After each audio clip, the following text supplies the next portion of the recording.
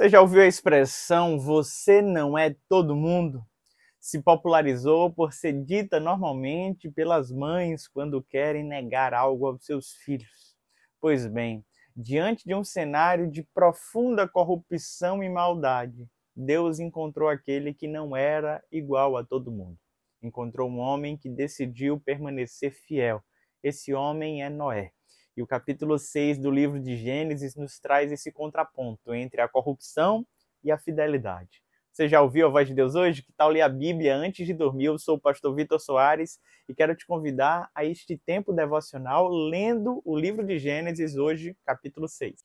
Como se foram multiplicando os homens na terra e lhes nasceram filhas, vendo os filhos de Deus que as filhas dos homens eram formosas, tomaram para si mulheres, as que entre todas mais lhes agradaram.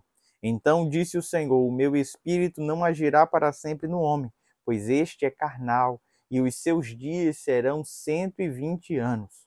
Ora, naquele tempo havia gigantes na terra, e também depois, quando os filhos de Deus possuíram as filhas dos homens, as quais lhes deram filhos. Estes foram valentes, varões de renome na antiguidade. Viu o Senhor que a maldade do homem havia se multiplicado na terra e que era continuamente mal todo o desígnio do seu coração. Então se arrependeu o Senhor de ter feito o homem na terra e lhe pesou no coração. Disse o Senhor: farei desaparecer da face da terra o homem que criei, o homem, o animal, os répteis, as aves dos céus, porque me arrependo de os haver feito. Porém Noé achou graça diante do Senhor. Eis a história de Noé. Noé era um homem justo e íntegro. Entre os seus contemporâneos, Noé andava com Deus. Gerou 3 filhos, Sem, Cã e Jafé. O capítulo 6 nos fala sobre o crescimento da população e, em contrapartida, a maldade crescendo junto. Este homem que se tornou perverso desde a queda, que não poupava nem mesmo os seus parentes, à semelhança de Caim. Este homem se multiplicou sobre a terra e, com isso, a maldade também. Esse texto nos traz, então, algo que até os dias de hoje é enigmático. A ideia de que os filhos de Deus possuíram as filhas dos homens. Um casamento misto. 2 grupos diferentes que se misturaram e deram origem, então, aos gigantes. Temos algumas teorias para isso. Algumas pessoas acreditam que anjos caídos vieram à terra e puderam, então, possuir mulheres. Mas não é o que o texto fala, pois diz que eram os filhos de Deus que dormiram com as filhas dos homens. Então não seriam, então, esses anjos caídos. Outros acreditam que sim, seres angelicais tiveram relacionamento com pessoas, mas o próprio Cristo desmente isso, dizendo que nos anjos não existe a questão do sexo. Os anjos vivem num estado onde não há matrimônio, não há relacionamento.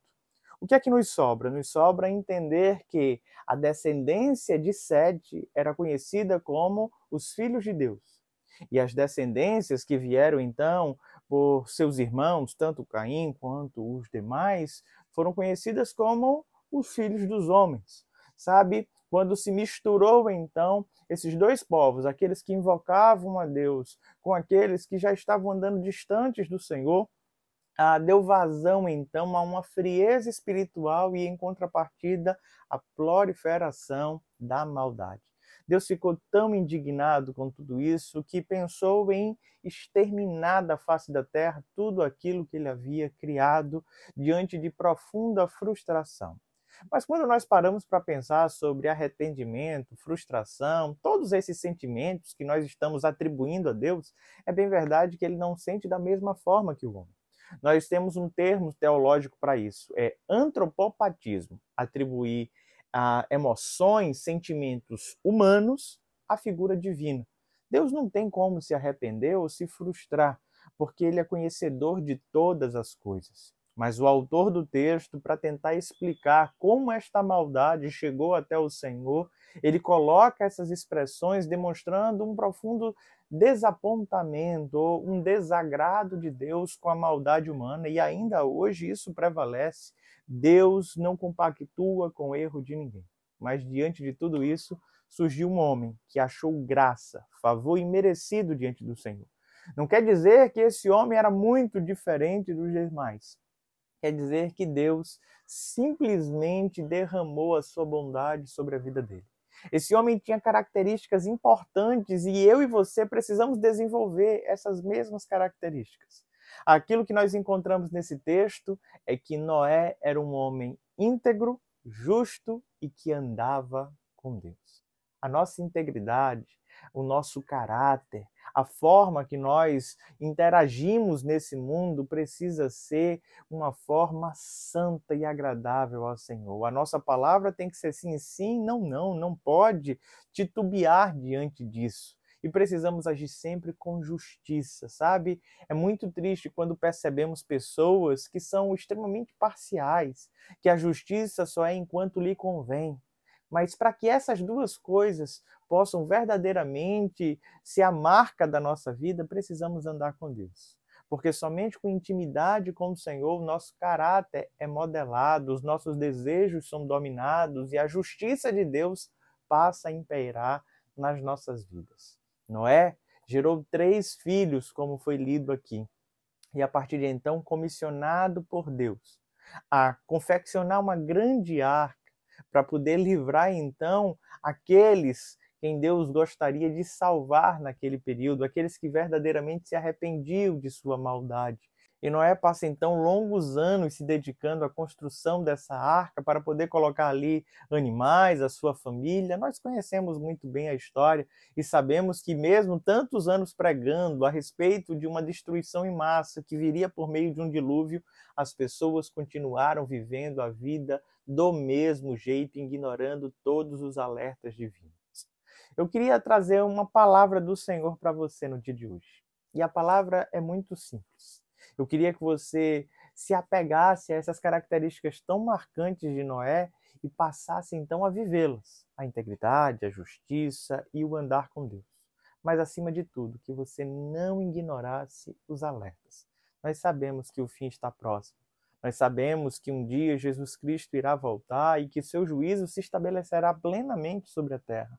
Então, que não sejamos como aquela geração. O próprio Cristo usou isso no seu discurso, falando a respeito do fim dos tempos.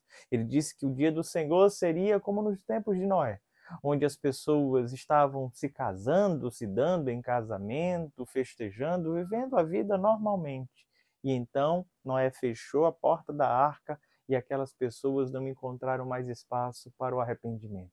A minha oração é que você aproveite o dia de hoje para se voltar completamente para o Senhor. Vamos falar com Deus? Pai bondoso e querido, nos dá, Senhor, integridade. Nos dá senso de justiça que te agrade. Nos dá, Senhor, intimidade contigo. Queremos te buscar noite e dia, ouvir a tua doce voz, permitir que o teu Santo Espírito modele o nosso caráter, estarmos no centro da tua vontade. Fala com os teus servos nessa hora, Pai. Nos abençoa. É no nome de Jesus que te oramos. Amém. Deus te abençoe, meu amado irmão, minha irmã. Não se esqueça de se inscrever no nosso canal, curtir, comentar, compartilhar.